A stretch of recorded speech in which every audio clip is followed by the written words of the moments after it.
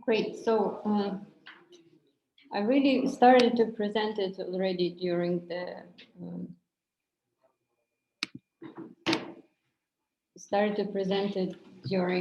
this conference symposium on evolution with all the cool people from who are pros in evolution, and they're actually biologists. And they surprisingly, well, they partially agreed. If you saw the conference, they partially agreed, but partially disagreed with me, but not to a larger extent that they disagree with each other. So it's probably, at least to some extent, this whole thing makes sense. Because I'm not biologist. I have some basic education in biology, but things so do you.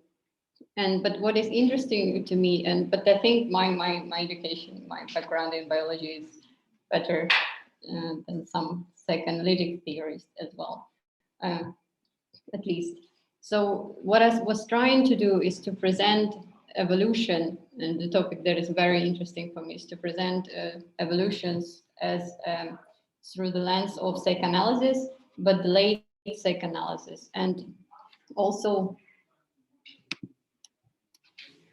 it works.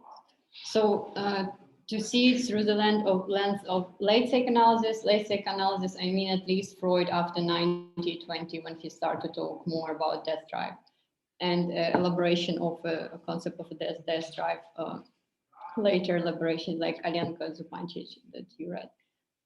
Also atheistic existentialism that considers mood, this existential mood, as something very important. And to see maybe from the point when you have this mood, this existentialist, partially pessimistic mood, if it changes, and I think it really does, the very concept of evolution, and might seem not relevant and weird because evolution is a scientific, concept or hypothesis, and it might seem that it has nothing to do with the mood. What's the difference does it make, but what mood you have? But my claim is that it does. Freud, for example, was very anxious person, and he had depression all the time and social anxiety all throughout all his life. Extreme social anxiety, for example, he had to present some really short talk, and after that he was thrown off for 24 hours. So he was so anxious, and maybe there is a reason. Maybe you need to be in this mood to present actually something that changes radically the perspective. And also depressive realism. So this is the list of, that is me, that I'm combined of. Depressive realism is similar to, the mood of depressive realism is similar to late psychoanalysis, more pessimistic, to atheistic existentialism. But it's more relevant scientifically because it's a concept that is from psychology, not so far, not that much from philosophy. And they actually have some scientific research and backups of this theory. So depressive realism means that when you face in reality, to simplify, reality is depressive. And maybe when you are at least not in a good mood, you are getting rid kind of the natural biases that you have in your psyche, and you see reality more clearly. Or that the reality is so terrible, it's when you face it, you just makes you feel depressed. So there is a correlation. It's not totally crazy to see this correlation of mood and the theory of evolution. And it also depends. So initial idea was that, this Zapfe is considered either existentialist, either the one who started depressive realism, at least his mood correlates with depressive realism. So this is a perspective that inspires me. The only thing that inspires me, totally uninspiring, but anyways. So his idea was that when we have the depression might be seen by psychiatry as, and we know today in a common view, as a disorder, as a deviation from a normal state, and we perceive ourselves as we have to be all happy, and we associate healthiness with happiness. And this is what psychiatry, especially, maybe not that much in Russia, but more in America, it is associated with the well-being is associated with emotional state of happiness, and the CBT is normally aimed at correcting the presogenic thinking. So they just work on you, so you'll be happier creature. And I started to doubt that, and Zapfe started to doubt that, claiming that maybe it's not a disorder, it's something that actually, on the contrary, it helps us to face the truth, to get more immediate sense of life. And Zapfe also has very interesting, Alenka Zupancic normally works with Nietzsche, and when she talks about biology, she adds Nietzsche to it, and his perspective is also good, but so in this book, but in a different chapter, the human animal part, Alenka Zupancic talks about Nietzsche, that for Nietzsche, human is a mistake, human is a sick animal, but with Nietzsche, he still has the hope that there is a healthy animal. Yeah, that is interesting. So yeah, then so Nietzsche is great with this idea that human is sick, but without the way out. So this is how Alenka Zupancic tries to reinterpret him, that there is no way out. We can't be healed because this is the human as such is a mistake. And for Zapfe, he's better than Nietzsche here because as a philosopher, I mean, for the concept of evolution that I'm trying to develop, or the mood of perception of concept of evolution that I'm trying to develop. So for Zapfe, humans are mistake because they have overly developed consciousness. And because of that, it's hard for us, well, he's an anti-natalist, but he somehow managed to live until he's 90. Not sure what inspired him to do that, but he didn't have kids. It was his conscious choice. He was practicing it at least in some way. So we are a mistake because of this overly developed consciousness, according to Zapfe, and we're not supposed to exist. And whatever but we only survive because we have those defense mechanisms. And he considers actually psychiatry or church as one of those defense mechanisms that help us, gives us an illusion that we can be healed, we can be happy, and happiness is a normal state. And whenever we go into depressive state, this is not normal, as thought by psychiatry. But for him, the depression is it is actually normal for humans because humans are abnormal, because they have overly developed consciousness. And this is manifested, for example, that we are looking for the meaning of life, and life doesn't have any meaning. So we ask those questions that couldn't be answered, but also he has a little bit social dimension to it, which I like, that we also feel the suffering of other creatures and suffering of each other. So we are empathetic, because in Nietzsche, you don't have it. Nietzsche don't like sociality. He thinks that this is in animalistic because they are social, democratic. That's the problem with Nietzsche. And to heal it, we need to be the aristocratic and more separated. So less social. That's the problem with Nietzsche. That's why Zapfe is better. But still with Zapfe, the problem is that he, and same Alenka points out this as well, Alenka Zupancic. So she points out that, and for psychoanalysis, when Freud considered human being as an embodiment of death drive, he would claim that sometimes that this is the unique human feature, right? So it's still human beings are exclusive. And for Zapfe, a little bit too, that we are exclusive in being, like we are the best mistake, the most terrible mistake. It's still human exclusivity. It's in Russian, you have claimed the Koroleva Govna, sorry. It's in the popular, the queen of shit. It's popular Russian psychology, but I really like it. Like you are the best in being worse. It's when someone is talking the bad way about themselves. So you have to be the best at least in being worse. And this is a little bit problem with Zapfe, with Nietzsche, and with psychoanalysis, with Freud. Yes, we are driven by the death drive. We are a mistake, but we like the worst mistake, we have to die. So still human exclusivity, they still oppose human to a rest of nature, which is less of a mistake.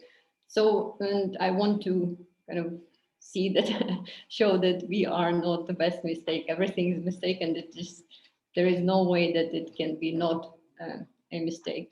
For Zapfer, one can interpret this the last Messiah essay in two ways, that we are Королева говна, but the other interpretation, he, for example, I will show you the picture later in a different context. He also mentions deer with the big horns, and the extinct kind of deer that actually extinct because of those big horns. So there are also other kinds of mistake in the nature, but in humans so our consciousness is not better mistake, and mistake can be, if it's something that leads you to extinction, it doesn't matter. You can't, there are no gradient, which is worse, which is better, It's just a mistake.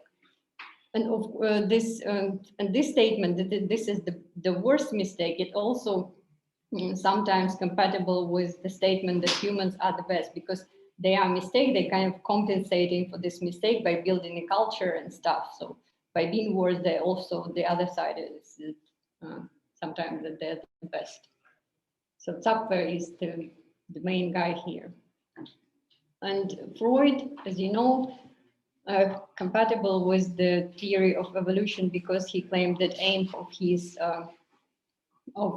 psychoanalysis as such is to be the third, or it was a constatation, is to be the third great outrage upon humanity naive self-love. So it's still same mood. You're facing something, and it's actually when we talk about truth, and when we talk about truth and illusions, they seem just opposites, and but emotionally they're not, because when we talk about truth, it's something that we have to admit, something that is much harder. So there's different mood here. It's not so simple as just illusion. So even if you set this goal just to set the outrage upon naive self-love, I think it changes something and for good. So first one was Copernicus, second one was Darwin, and Freud claimed that the psychoanalysis is the third one. With Charles Darwin, he just reduced the human being to the animal, and with Freud, what he means here is that we are not the masters of ourselves. We have this unconsciousness, but also he, in many points, he also uses the evolutionary perspective. So he also claims that humans are animals, maybe the worst, the less adapted, the worst or the best animals, weird animals, but still he follows Darwin, great outrage, and just adds some of his own. And the interpretation of late Freud, Freud's failure. I think that's pictured every time. Demonstrate the other side of my life. So the Freud's failure here is that it's great setting this outrage and problematizing human naive self-love, but I think that neither Darwin, neither Freud, even Zapfer never go to the end in this, to this outrage for self-love. It's still self-love, as I claim, because it's still humans are the best because they are the worst. And it's still, for Freud, even though he started to be not extremely, but quite pessimistic after 1920, not only after he published his book Beyond the Pleasure Principle, where he actually presents idea of a death drive, but because in this year his daughter died, and his daughter, his favorite daughter, and the one who was pregnant. So it was terrible experience, and after that, so first he wrote the book about death drive, trying to see human as driven by death drive, not the libido and something we can call life drive. But he never personally the way he shifted his perspective after what happened with him. He never switched fully in his works to this idea, to this pessimistic idea, because driven by death drives means we can't be healed. This is all we are. Those repetition compulsion, the traumas, and they are constitutive. There is no opposite principle to it that kind of saves us. And he never changed fully to this perspective in his works, because he still tries to be optimistic and he still tries to see, to look for a way out. But in his letters, where he actually admits that his personal pain can never be healed, his trauma can never be overcome, and it will always stay with him, right? And it will always define who he is. So he gave up on his hope, but he never adjusted his theory fully. We can see it in the personal letters. Why he never adjusted his theory fully? Because, you know, it's developed theory. You can't just claim that he was wrong. And that psychoanalysis doesn't work. Just can't do it. And still we never did it. Even I practice. So that's the other Freud. And psychoanalytic theory, you know, that it can be one of the main lines of conflict can be presented as opposition between what can be called life drives, like libido, so those drives that are aimed at life and happiness and pleasure. So initially it was something for Freud that is the main goal for humans and the main goal in nature. It was obvious for him that this is what we are, this is what drives us, this is our main drive. And later he introduces the concept of death drive and start to see it gradually as the main principle that we are driven by, for example, observing former soldiers with post-traumatic stress disorder, what we call now post-traumatic stress disorder, because the traumatic thoughts keep coming back to us. We memorize them really well. And this is illogical if we are driven by a life drive, because if we want happiness, why would our psyche be structured in such a way that we remember bad things and vividly remember them? So he actually switched to this perspective.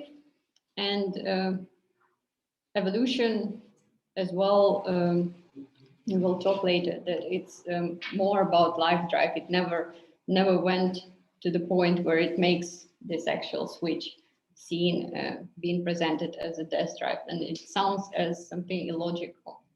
So contemporary psychoanalytic theory after Lacan as well presents the subject as a initially post-traumatic subject, and they might want to be healed, but it's never possible, and all our life might be seen as an attempt to be healed, but because we structurally post-traumatic. And the elaboration of the idea of trauma of birth understood more in a symbolic way, that of our existence.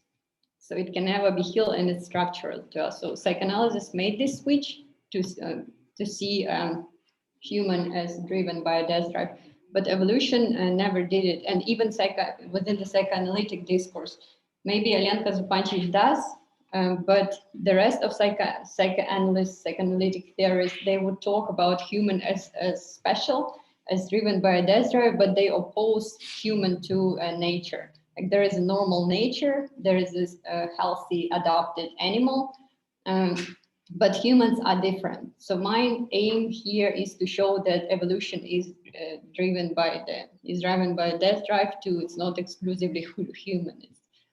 Human is a part of nature in this way too, because nature is more as a death drive. It might be seen as a life drive, but kind of death drive is enough. And life drive, so death drive might be seen as central, but the life is just a byproduct, secondary thing, or the process of dying. And yeah, so the better, most of you probably know, the better version of a concept of a death drive is destructive plasticity. Catherine Malabou, it's a bit earlier than book by Alenka Zupančič, when she talks about destructive plasticity. But for this purpose, it actually works better. So Malabou, what she tries to do, she criticizes Freud that he never overcame pleasure principle, that for him, he never saw the death drive, meaning that he never saw the death drive in its own terms as a life form, and it still, until the end of his life, remains the obstacle. It still remains something something separate, something secondary, and he's still looking for ways to overcome it or to reduce its power. So it never gave, in his theory, he never gave it a central place. And she's trying to extend the concept of death drive, presenting her concept of destructive plasticity. That there is a plasticity as such that is destructive. And those who are humans, some humans at least, for her, are a product of destructive plasticity. For example, those humans with brain lesions, or those who, after severe post-traumatic stress disorder, they are, their psyche is the formation of destructive powers. It's not the deviation of life powers, but the formation of a death drive, the formation of destructive plasticity as such. So they are formed by their physical traumas or emotional traumas. So she tries to see the death drive as central in its own terms. The problem with her that she doesn't see it as a universal. She sees it only certain people as the product. For example, those with post-traumatic stress disorder or organic disorders, or those who have severe psychological traumas. But she still opposes, like, there are normal people who are with normal brain development, with normal brain plasticity, and there are those who are different. And my claim is that all of us are the product of destructive plasticity, that the plasticity, human plasticity as such, is destructive. She doesn't agree with me, and she asked me to not to use this term because she might, I still do it, unfortunately. Maybe I have to figure out a different term to signify not a group, and this is what Alenka Zupanjic also told me not to do. But I'm far away enough from them now. So I can do it. I think it's a good term just to describe the plasticity, because plasticity is not her term, right?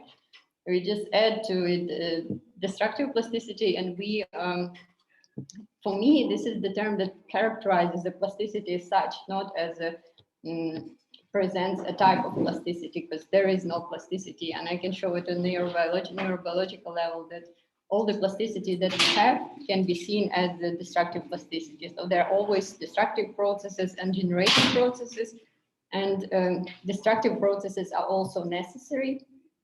Yeah. I just want to jump in and say, students, you can raise your hand and ask questions and clarification. Yeah. Seminar, please.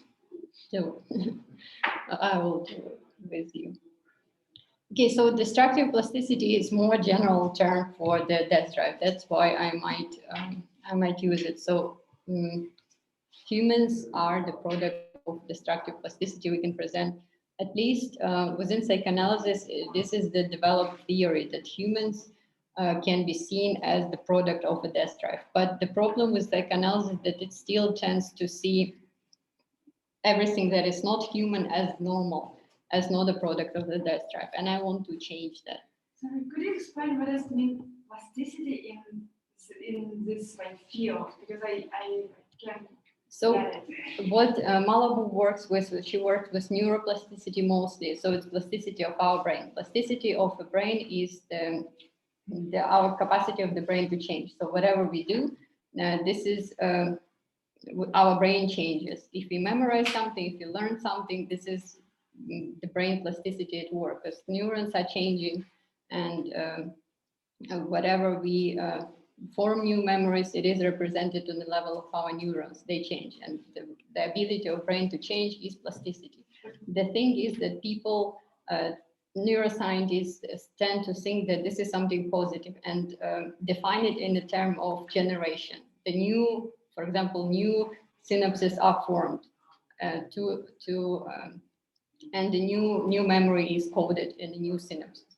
Or So something generated, or new synapses are generated as the child develops, or new neurons and new synapses, all of those mechanics within the brain. And my point is that even on this level, there is a concept of destructive plasticity even without Malabou in neuroscience, but this is the plasticity that went wrong. Like plasticity, for example, if you have brain tumor, this is the also change within the brain, but brain cancer, for example. This is the destructive plasticity that went wrong, right? Not the generative. They're supposed to be generation, formation, but something, the other bad process happened, destructive process happened. So this is destructive plasticity for neuroscience. Well, for Malabou is a bit different. She tries to present destructive plasticity in its own terms, because within neuroscience, it's seen as only within the framework of idea of healing. It's never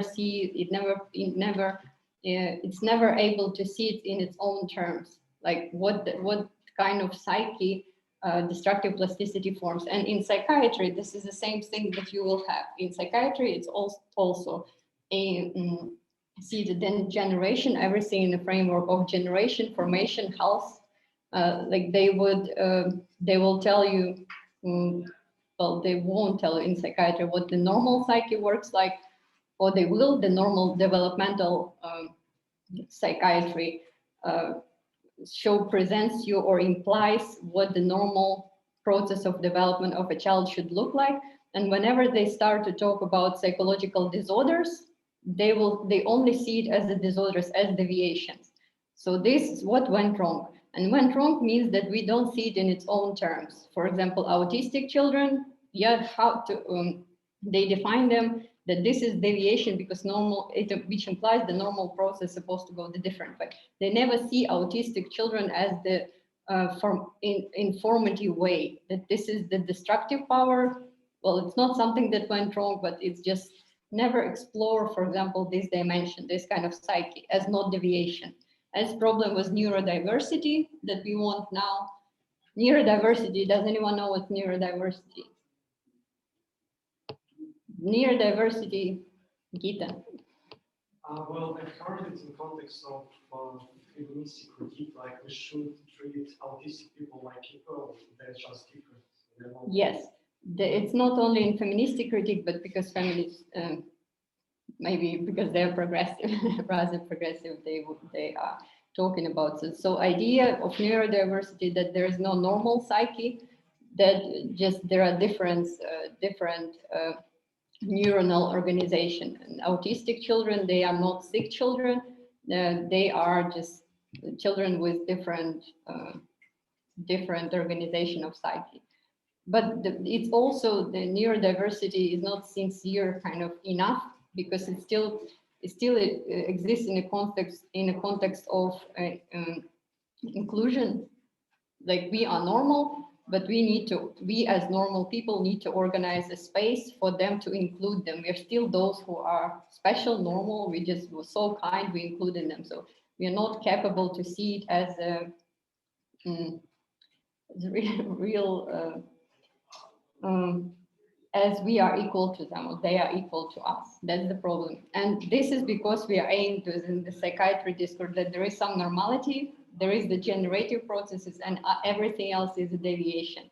That's the core of it. And including the problem with interpretation of evolution, that there are normal animals, there are normal humans, or even they're normal in their abnormality, something like that. It still presupposes that there is some healthiness, psychological healthiness in evolution. And this claim, if we see everything as non-healthy and everything as a mistake, that actually solves the problem, right? It's anti-evolutionary because it's the diversity of the population.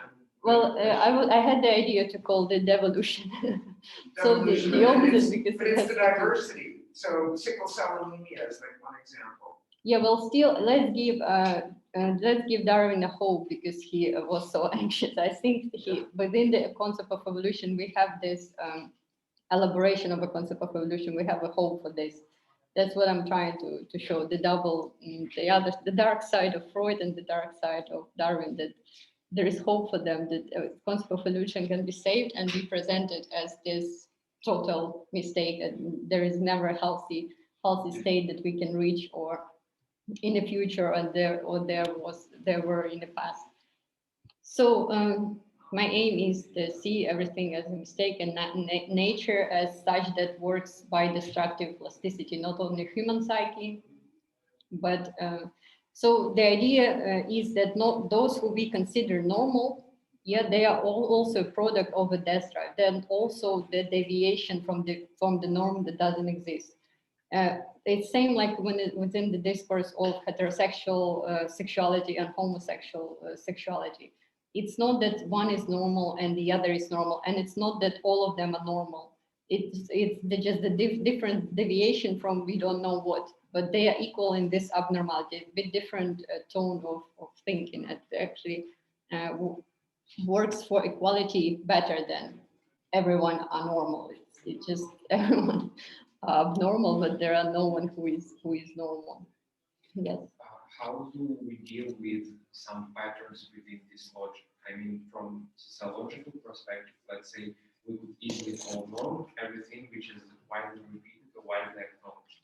And the same, I think, it goes with psychiatry. And, yeah, with psychiatry, well, it's because it was criticized about this, for example, about claiming that homosexual sexuality is the deviation. Now they don't do it, and because of this critique, they actually do use the norm as just something that is widespread.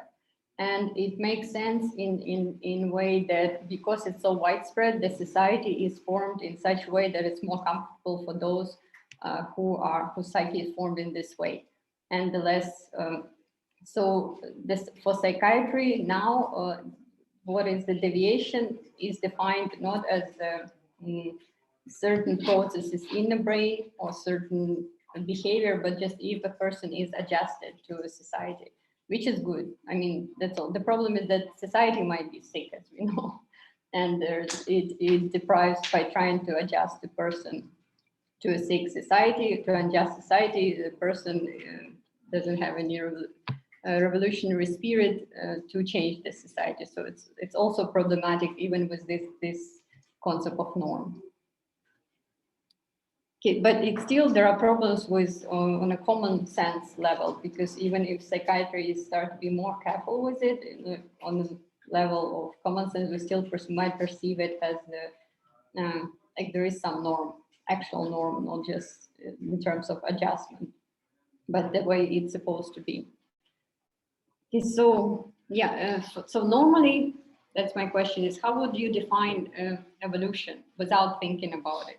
They need to know the common sense without trying to be clever. What is evolution? Or what people think is evolution? The mechanisms that allow you to survive within different species. Yeah, so this is actually better than just saying that it's evolution is the progress of life or something like this, unfoldment of life. At least it is the survival is better because it means it's something's trying to kill you and you're trying to survive. Because normally, or at least my impression is that evolution is associated with this and unfoldment of life. So there is more life, more adjustment, the betterment of life. So everything good, everything generative. The story was happy ending, right? At the end, there is adjustment. There is survival is a bit better here because it was negative aspect that is driven by death, and you might survive, you might not survive. So this is the normal understanding of evolution, that the better beneficial genes are preserved, transmitted, and organisms, species start to retain those traits, and they help them to survive. But by this logic, until now, they're supposed to be the best adapted creatures and best adapted species. And now we know that it's not actually true, for example, because organisms might survive, simpler organisms might survive because of their simplicity, and it's not necessary adjustment. And there are all the kinds of processes in evolution that does not necessarily aimed at someone's survival or betterment of life. and that 99% of species extinct. So it's sometimes it's claimed that 99 and 9, and there is 100% that we will extinct one day, unfortunately, as a biological species, at least. So it's not there's no way to see it as a story with happy ending. There's no way logically to see it, but we still tend to see it. Same as with our life, as with the discourse of psychology. It gives you illusion that the happy ending is possible, but everybody knows that we are dying, right? And without the Christian perspective, religious perspective, with the heaven or something afterlife, you don't believe it. This most of us think anymore, but still somehow manage to present the illusion that it will end well. Like we'll get more experience, we'll get more, we'll start to be more adjusted, and then what? And then we die. Like it's no way this is the story with the happy ending, but still to survive, according to Tapper, we preserve this illogical illusion, and psychology helps us to preserve it, that we will all end well, and it's all aimed towards the betterment. Same with evolution. We have this illusion, and it requires a certain attitude, and maybe 24 hours is strong enough to admit that it's not going to end well. So I don't know how to reinterpret the psychoanalytic, the one that I want to, something that I want to claim. Maybe you can help me. How to define evolution as a death drive? What would be the definition? And I'm not supposed to do it in that stage, so anyway. So my aim, as I said already, is to present evolution as a death drive, and I'm not sure how to define it as a work of death, probably, of destruction, those negative things that we want to avoid. And what we call life would be just a byproduct of evolution. So death, destructive powers as sufficient for the evolutionary process. This is what is hard to face. And then it initially inspired me with his book, Darwin Dangerous Idea. Here he is talking about, so he claims that Darwin, he invented the unique acid, universal acid that burns everything. Darwin, with his theory of evolution, is the universal acid that burns down, destroys everything teleological, all the remnants of teleological thinking. Teleological thinking means thinking that implies that there is a goal. There normally is associated with religious thinking, with the idea of a god, or with Plato and Socrates, with Greek philosophers who implied that there is a world of ideas, the perfect world, and which sets the aim for our world. We are just a semblance of the ideal world, and we need to coincide ideally with it. So, which later was reinterpreted in Christianity as there is God, this perfect transcendental world, and we need to we as a semblance of this world, we need to start to coincide with it. So there is an aim to it. We need to be good. We shouldn't be sinful. Everything is planned for us. Just need to behave in a proper way. And here, Darwin also mentions existentialists that this is absurd. Evolution has no purpose or meaning. If you go to the end in Darwinian theory, and he mentions here existentialist sense of the term. It's just a manner of speech to him, but for me, it's kind of the starting point of research, that it's maybe you need the existentialist mood and pessimistic mood to actually to use this universal acid. But there are some researchers who claim, and they are of course correct, that Darwin also failed to. It's not the acid; it's not that universal. That he accomplished this revolution, I don't know which revolution, but not so much by, well, revolution in thinking, but because he still preserves this teleological thinking. So he adjusted it. So what it means is that Darwinian thinking, even if we oppose it to teleological or religious thinking, it still preserves many features of religious thinking. And the level of Darwin's anxiety wasn't enough to overcome it. Maybe we need more time to throw enough to overcome, to admit it completely. And we know that his wife was a Christian, and she was editing his text. So and Darwin was probably afraid of her. So, and because so many people, so evolution, the theory of evolution started to be popular, it means there was something in it that allows it to be a substitute of teleological thinking. There's still for people to admit it, for people not to run away from it, and including his wife, a deeply religious woman who was religious to the end of her life. And Darwin was initially also religious, so it was a switch of perspective for him. So he lost. It's terrible to lose a God and to become a Christian, because God helps you to survive, meaning the idea of God. It sets the goal for you. It guarantees the heaven for you if you would.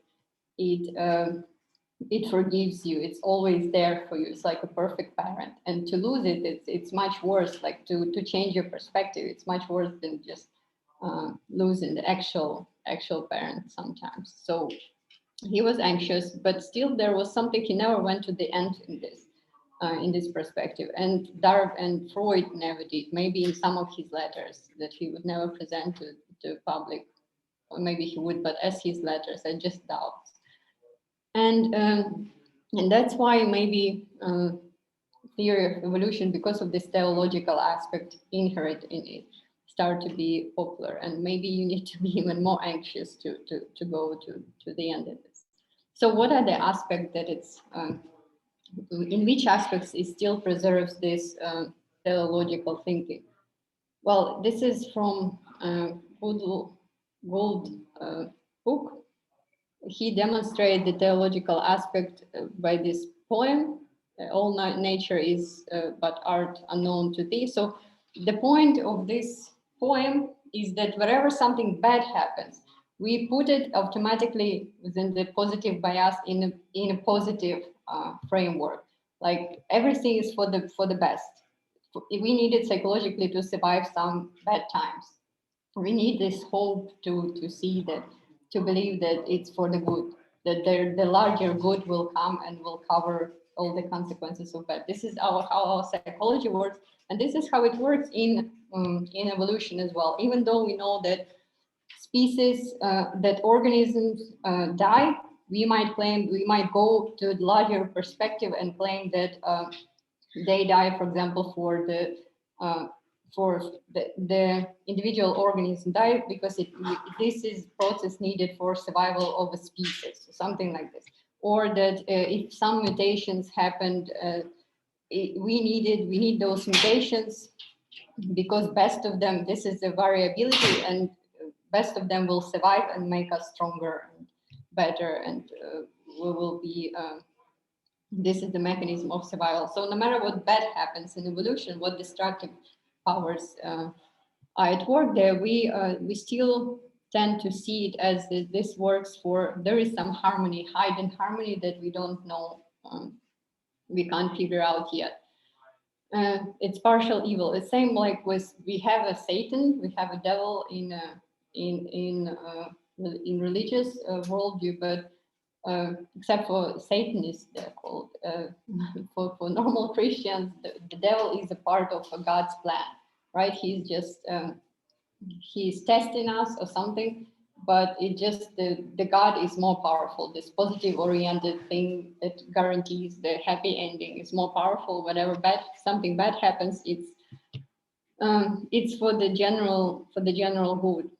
So we are.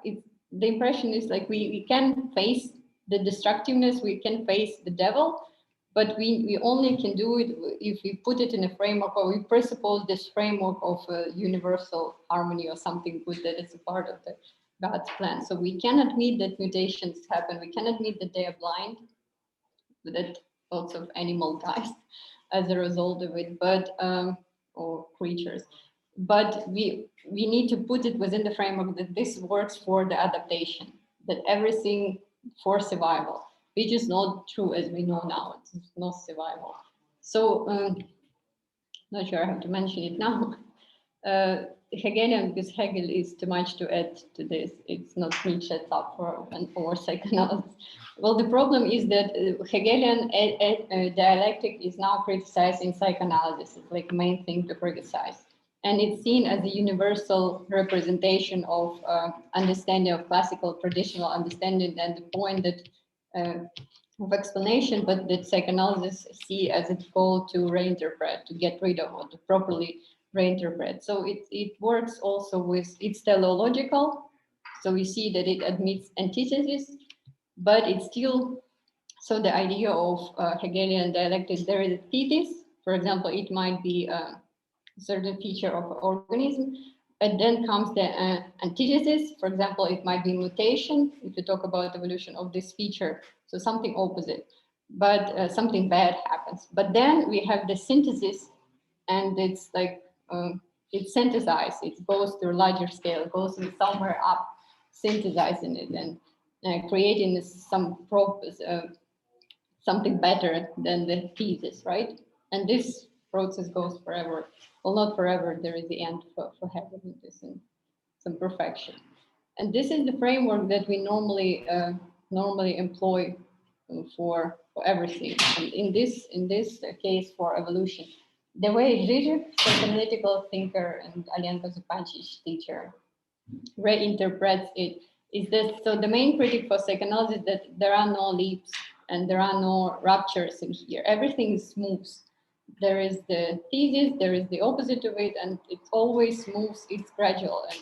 And for Darwin, evolution is also gradual. It's moved by it's moved by mutation and small mutations, and which work for the adaptation. So best mutations are get selected, and they tend to be preserved and pass through generations. And can I add that part of the critique of the Hegelian dialectic is that it presumes some sort of like revelation of the spirit, some sort of progress. Yeah, the progress. And that's yeah. also this like God still in the works here. Yeah, for Hegel, definitely there is a God, and it is progressive. So this is the idea of a progress, but not linear. It just includes some well, the opposites of itself, but it still works for the better. So it's a framework, the psychological framework that you can put if you have antithesis happening in your life. This, when you say that it's everything is for the good, this is what you can do. You employ this framework, which works for you, and you are not. It doesn't seem as a mistake to yourself so much in surface sense. You look like you're okay. And the tree of life, the symbol of evolution that Darwin first suggested, and then it started to be popular. It also employs this logic of progress, that there are some simple species now through the process of variation, mutations, and selection of the best mutations that help organisms to adapt. You have more complexity, more adjusted features. So tree of life, which is now criticized, is coincide with the idea of this representation framework of the Hegelian dialectic. And also it's rarely noticed that for Darwin himself, what he claimed is the other possible representation of evolution is not tree of life, but coral, because corals are structured in a different way. It's worse than the dose rhizome, but I like coral because the first layer of coral is dead species, so it includes death, and it's kind of built out of it. It's not better and reaching out to sun, and, but a bit different. So again, Hegelian logic. What's how Zizek criticized it and how it tries to see it. Some of you know that I gave you the Zizek's reinterpretation and his representation of the proper Hegelian logic, and it goes something like this, that it's movement from nothing to nothing, and so back and forth. And some of you, I asked to draw it, to give alternative picture of it. You know that we totally failed in this, because it's impossible to draw, right? This you can draw. This can be represented, and there are arrows that go somewhere, like in the top. Sometimes not on the top, but generally on the top. So at least there are arrows, and this Zizek's representation that actually includes ruptures. So his criticism that this doesn't include ruptures, it's progress, it's gradual. So you can't include ruptures, you can't see ruptures. So, and for Zizek, it's retroactive, or first something happens and then you impose a meaning of it. You impose this structure after it happens. So something new happens and then you kind of invent its past to use the structure. So it's still within Zizek's interpretation, still the same picture, just it includes something invisible. It's this one, but this is the secondary. You impose it on those ruptures to eliminate ruptures. Something bad happened, and then you define that, you set the past for it, and you hope, for example, for better future. You still use this framework, but this framework now is secondary. So it's, but what Zizek criticizes that there is something else invisible in it. It's ruptures and something that precedes it. It's not metaphysical, because this is metaphysical thing, more or less. So it's hard to represent, but let's just talk about destructions. But Darwin himself, what Darwinians' unconventional understanding of evolution actually keeps forgetting is the Darwin Doubt doubted himself, and he was writing in one of his works in 1971 first that he attributed too much to the action of natural selection or the survival of the fittest. But in this year, so maybe he doubts here that perhaps there is no such thing as survival of the fittest. There is no such thing going on in evolution. But later in this work, he adds that maybe in the future, he hopes that some of the features will be the reason why he doubts is that for some features, he actually can't find the reason. Yeah, why certain features get passed through the generations if they don't have a reason, if they don't serve their survival. Or some of the features might be, for example, lethal, might be deadly, and they still survive. Here, he still hopes that maybe scientists one day will find the reason. What is the reason? So he still hopes for this general framework that everything has a reason, just on a larger scale. You need to go on a larger scale to reveal the meaning. But next year, he claims that he cannot avoid the conviction that no innate tendency to progressive development exists. So it's not this is the idea, his idea, but he never reinterpreted, he never went back to the concept of evolution and reinterpreted the whole thing. This is just the secret knowledge that we are passing on the level of letters, because it's quite hard to admit that there is no progress. It's saying this switch is probably as hard as the switch from the teleological Christian way of thinking, which is good psychologically for you because it makes you happier. This switch is the next switch that you have to make to get rid of even the idea of progress. And Darwin, Gould actually writes that Darwin was both. So he was doubting the progress and he was promoting the idea of a progress, but because at his time, the Victorian England, the idea of progress was the main idea, and he just, to fit and to actually people will be talking to him, he need to promote this idea and give a hope. Otherwise, no one would just listen to him. No one, I mean, people were rejecting his idea and were opposed to his idea even without this, right? Especially his wife. The problems with it. So also now, the idea of selection, that the fittest survive, that the best features are get are preserved and evolution is aimed at survival, or that there is idea of that there is a goal of selection, why certain features are selected.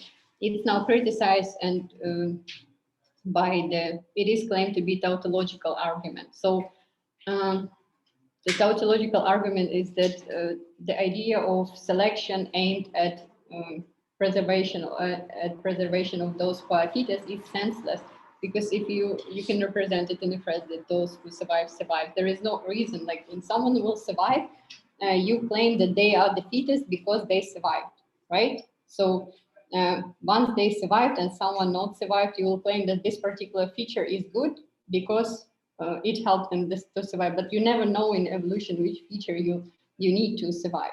Like certain features, for example, albino features, mutations, in certain environmental circumstances would be deadly, and in certain circumstances would help to survive. So you never know. It's only retroactively appointed who is the fetus, who is the best. You never know. And because of this, it's just like kind of additional movement. Even reproduction can be seen as a goal of revolution, as we normally see it, and as Freud, for example, also see it, that reproduction is the goal, and this is what drives us. This is our inner drive. This is the idea of life drive component. It's still theological, because there is no goal of reproduction or sexual instinct and drive, but it's not true. Because just because what is reproduced is survived because of reproduction, right? It is just survived. It's just by the fact, it's not the aim. It is just the fact that because we reproduce, we survive, not that we survive to reproduce. What's the point? Anyway, yeah, questions? So it is tautological, and because it's tautological and because it is additional putting in within the framework of positive thinking, it seems like a psychological defense mechanism, right? It is tautological, doesn't make sense, but we still need it. We still need to appoint this sense retroactively. What's that?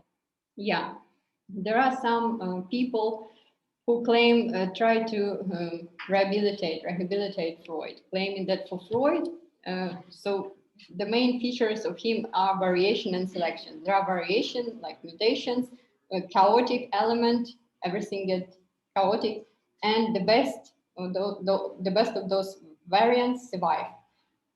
So two main things for Freud here are variation and selection. Some claim that it's a wrong reinterpretation of Freud by Darwinists, that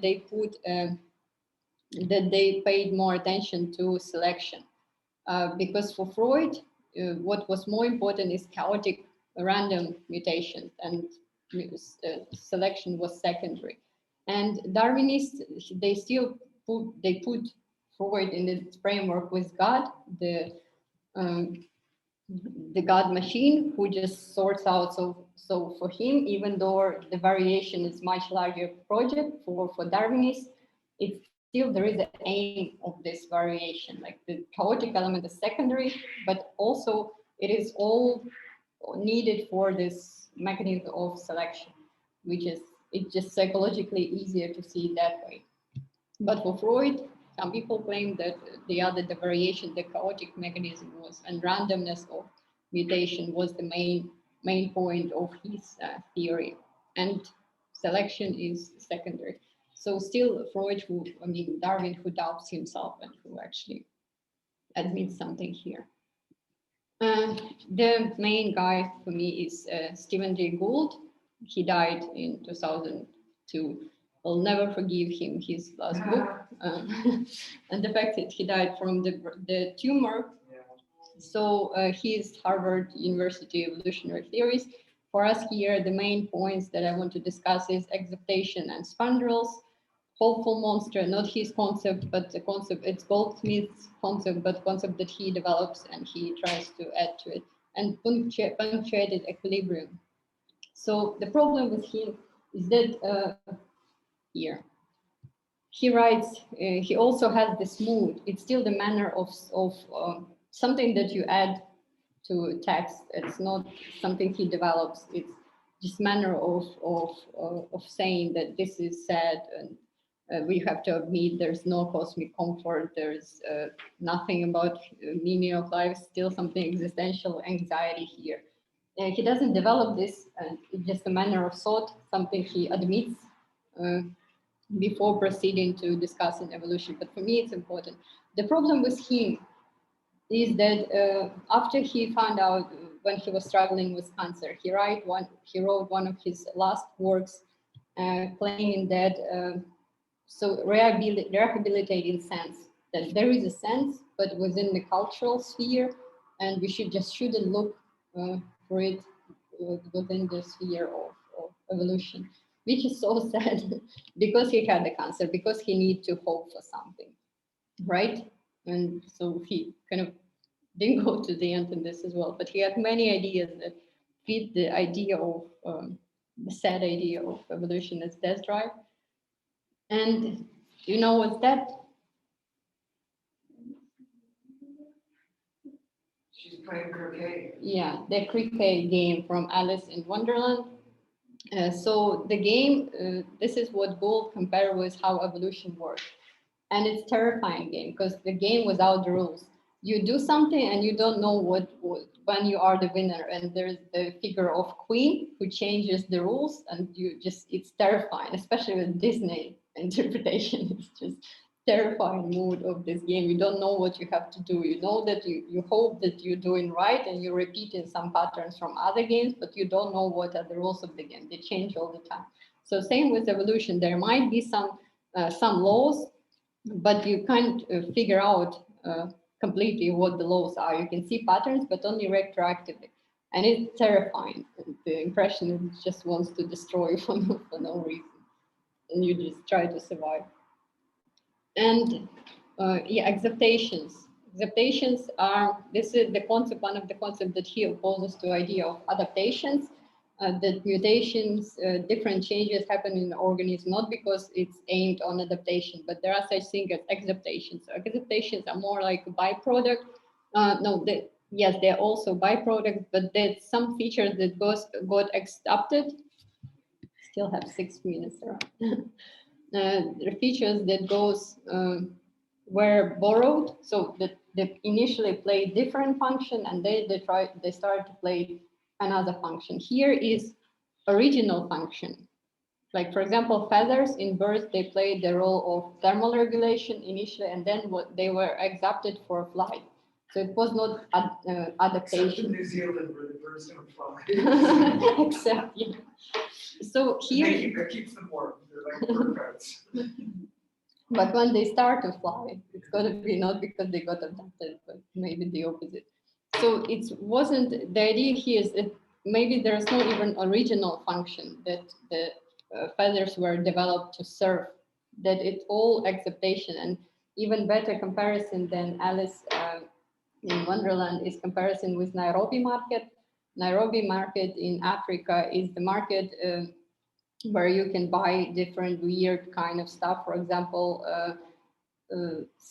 flip-flops made of car tires, or some kitchen stuff made of some metal thing, or the jewelry that is made of old phones.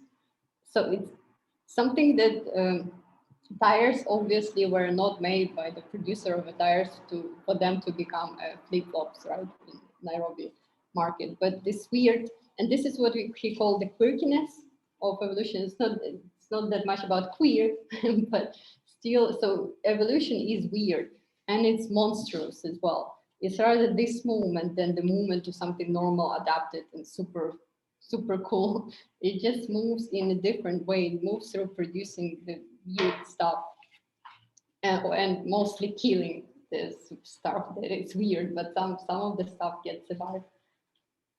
And also spandrels, the concept is similar, but it's the byproduct, more about the byproduct, not the redirection of the function, but being a byproduct, for example, in architecture, not example, but this is the term from architecture. I need the charger. Does anyone have a charger for? You need a charger. Yeah. Apple, anyone? Well, I have a charger. Can I leave? Do you have a charger? Yeah, bring charger. Think about something. Bring charger. Sorry. 1 minute.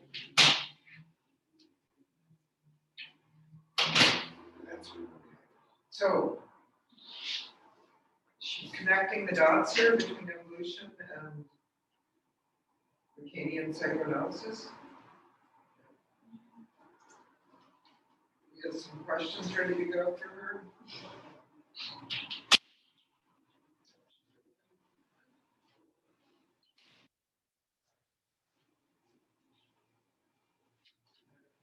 Did she explain why evolution driven by gas drive?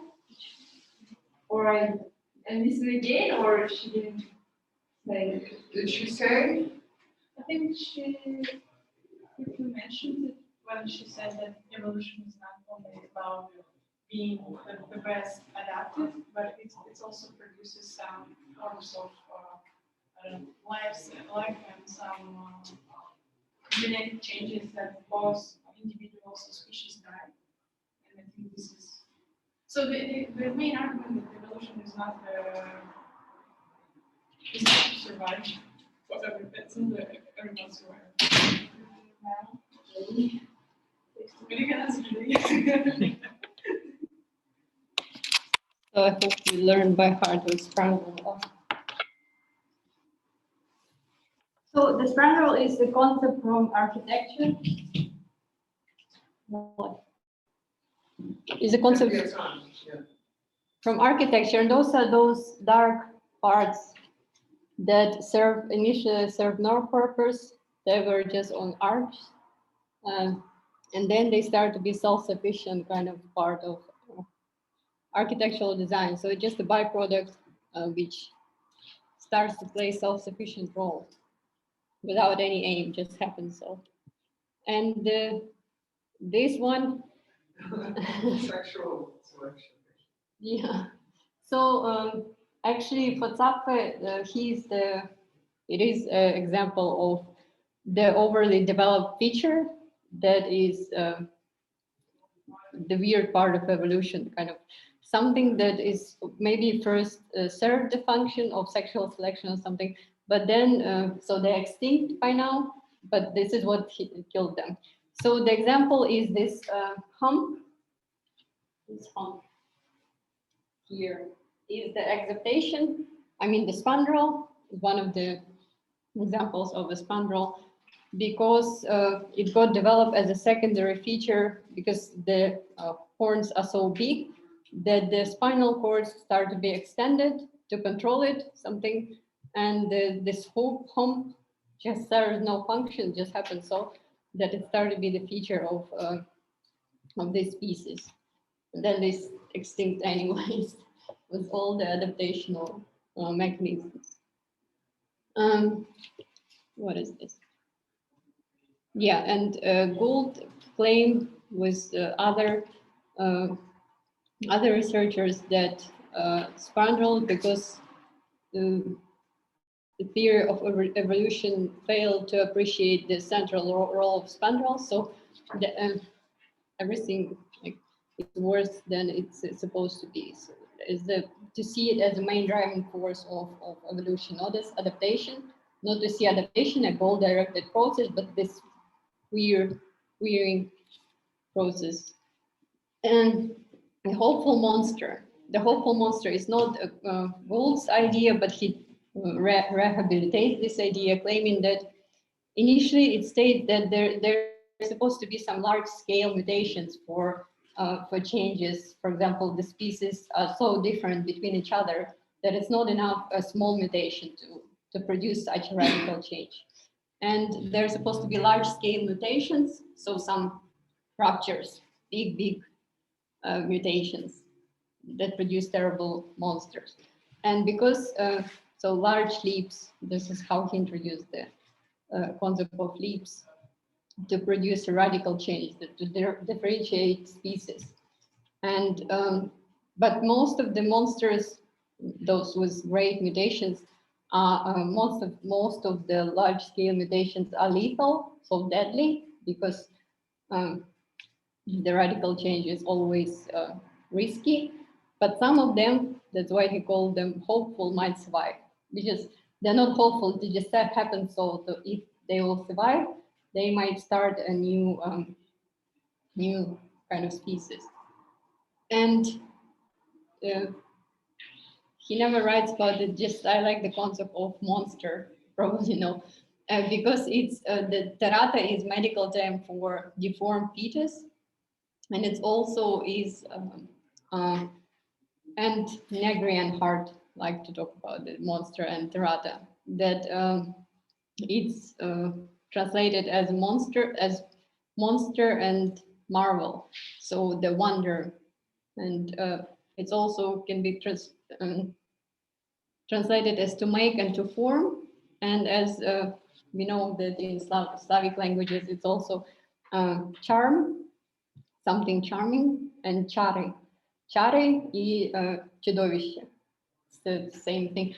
And because it also can be translated from different languages as to form, this is a good representation of all the evolution and revolution processes, because it just makes it something starts to be weird, and by magic it survives because of this weirdness, and this is what actually the moving force of revolution. It's actually destruction. But there's also these associations here before modern science, because it's like the modern marvels and monsters and strangeness of the world before early like European expansion. Yeah, and also in the sphere of sexuality, you see that the queer, which has the connotation with weirdness, right? But it's still preserved within the traditional worldview as the deviation from normal that shouldn't exist because it's not normal. But within this perspective, if it's the only way, that it's the only way is deformation. There is no formation. Everything is deformation, and all the way down to, and you never come to the proper state that was not the deformed state. It's only deformation. Without the deformation is a byproduct of deformation. It saves the situation. And who knows what that is? Yeah. Yeah, the chimera. It's the creature. True. So it's the in Greek. It has nothing to. I mean, Gould never developed it. We'll come back to Gould. Just I wanted to talk about this a bit more because it's a monster, a Greek monster, and that is depicted with lion head, goat's body, and a dragon or snake tail. And it also was used. Well, it's the synonym of some types of a monster as such, something deformed or something formed from the parts of other animals. So not a proper animal, a weird animal. And it's normally personification of destructive natural forces. And guess what? Contemporary science, it also recognizes chimerical organization of all of our genome. So we are partially viruses, we are partially bacteria, and it's not only, there are no separate species like was represented on the Tree of Life, you know this from the article. It's more appropriately to represent it as a rhizome, because it's not only vertical gene, don't only pass our genes vertically, but they're also horizontal gene transfer or lateral gene transfer, which viruses play a huge role of, and they're all we are all chimeras within this perspective. We are partially viruses, partially whatever. Everything get mixed with not only our family and our species, but everything is mixed with everything. We are those weird monsters. For example, certain retrovirus, don't remember its name, played a big role in human forming ability to have a placenta. So and to be proper mammals. So viruses, if we define this feature of human to give birth to children, and we need placenta first, so we can say that we are human because the viruses make us human. So we are those terrible, weird creatures, and the Tree of Life doesn't work. It's just more complicated process. And there are, of course, no separate species, totally separate, that are not connected. With no perfect species that we can become, something like that. So the teleological perspective and Plato's perspective with those ideas, ideal concepts of something that we can coincide with, it doesn't work too, because it's just mess, right? It's weird mess of everything. And punctuated equilibrium, it's Gould's idea that he opposed to the gradualism, to the gradual understanding of progress in evolution. According to him, evolution occurs primarily through intense interruptions by rapid changes. And then, so there are two periods, the periods of rupture, disaster, and rapid changes. And then stability, certain stable period. But still for him, he presupposes that there is this equilibrium exists. I think it's still secondary idea. But at least, and he accuses actually Darwin that he was, that his way of seeing this, that he was aimed to see the gradual changes. And this is what he saw, but for Gould, it's not gradual changes, it just ruptures. It actually moves through those leaps, it moves through those disasters that later got stabilized, but it is those ruptures that got stabilized. It's not that there is the progress, it's something interrupts this progress, and then progress is at work again, is something chaotic, and then the stabilization of something, of this chaotic thing. And then the chaotic thing is the intrusion of the chaos again. So it is those leaps mainly, and the formation of something secondary byproduct of those interruptions. It is outside of the Hegelian dialectic, something invisible that later can be presented as Hegelian dialectic. And yeah, his explanations that the idea of adaptation doesn't work within those periods, because the idea of when mass extinction comes, there are different rules for survival, and it's not the survival anymore. There are no rules actually. When it's intrusion of a chaos. So there are new regulations, the very best of your trade, whatever helped you to survive, it might kill you, right? So, and you don't know, like in this cricket, you don't know what will save you, you don't know what you have to do. There is no way you can get adapted, because it's barely a chance. And last one, I think, and the paper that you read, I love them so much because they intensify Gould's theory of punctuated equilibrium, because they claim that basically that it's not the traditional progressivist, the idea of progress in evolution. It fails to include catastrophes, those stochastic changes, the chaotic changes. It just the perspective of adaptation, gradual progress, it just excludes catastrophic events. Just don't see them, ignore them, like they don't exist. But we know that 99% of species died, and it's kind of hard to ignore 99.9% of something. But we managed to do it. But if we stop doing it, we will see that it is the catastrophic events that the random events that define the evolution, not the positive selection. It's much more massive process. For example, this is again from the paper that you read, that no matter how adapted you are, no matter how complicated you are, no matter how for how long you survive, there might be a catastrophe.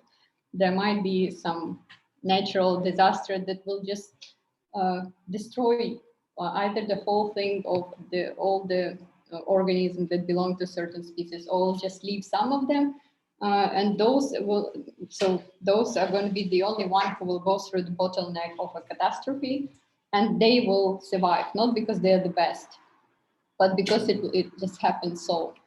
And yeah, in evolution, it's mostly, they claim, is this process, right? That is chaotic, and what survived, it just can be seen as a byproduct of this catastrophic chaotic change. And this is how, still don't know how to define it, but this is how the evolution might be presented, as a death drive, not as a life drive, not something progressivist, not something that's aimed at progress, not something that's aimed at adaptation, betterment, and not about life at all. So you can even get rid of the idea of life at all and talk only about death, and different information of death or dying. We don't like to talk about it, but even in our life, what we do, we die in every day. We should change our Even major, now. life sciences, death sciences.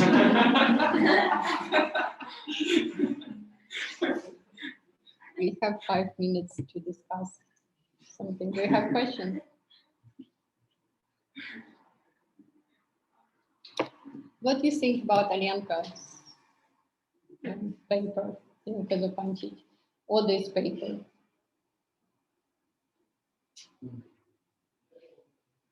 Because for her, yes. When we discussed this on Monday, this reading, a lot of us, I think, had quick questions to some things. But I think one of the things that we appreciated from this reading is that Alenka somehow normalizes the death and some abnormal